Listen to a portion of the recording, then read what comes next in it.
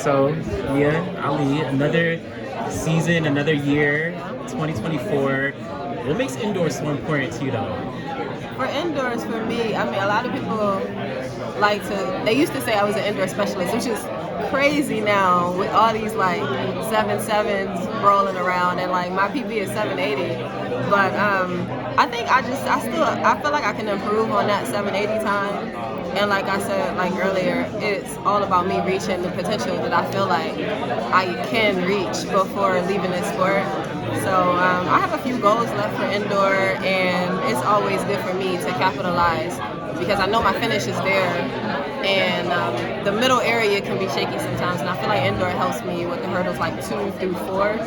So I like to do indoors for that purpose. There you go. And I mean, is the goal only the time? Because you're double indoor champion already, right? Yeah. Like, are you really just focusing on that time? For me, I really do want to drop my time, to be honest. I know people don't. A lot of people, I don't pay attention to time. I pay attention to time. I want to drop my time because I have accomplished that like indoor goal, and I don't feel like I have a lot to prove in terms of being able to do stuff when it counts versus being consistent like throughout the year. Like that's where my struggle has been. Like I can run fast sometimes, and then next time I'm just like, up and down performances. So like the consistency for me is something that I'm really trying to like improve on.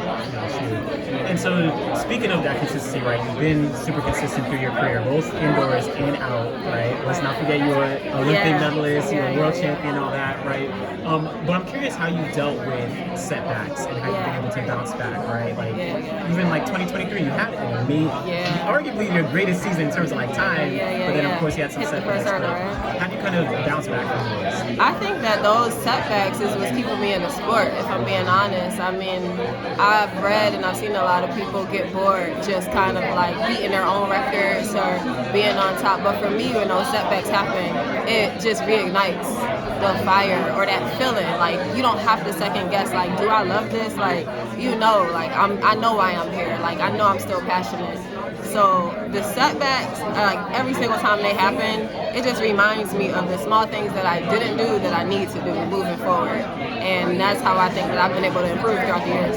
Got you. And then do you approach setbacks the same way you have like blessings, right? The idea of you having children but still coming back. Yeah. Do you approach them in different ways?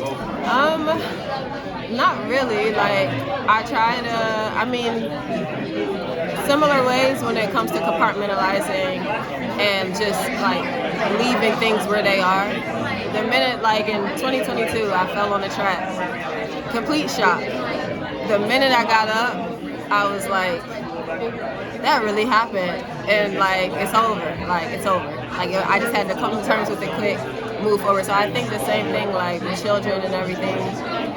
You give birth, but like right then and there, it's not going to define what you do moving forward. Like it's only going to make you better. So I kind of look at both of them in a sense where I have something to build from, and like that's what's important, that I can, cliche, like live to fight another day. And then just curious how like training has been going from the fall into the winter.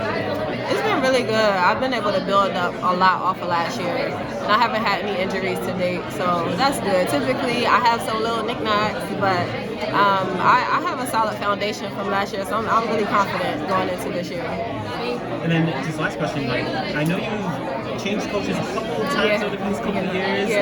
I'm just curious about that and also how you've managed all those changes, but still been able to remain consistent. Yeah, I mean that's the thing about family, like. We make most of our decisions based off of the family as a whole. So, last year we went to Orlando, we switched coaches. We thought that would be like the right move at the time to make. Our children didn't like it very much.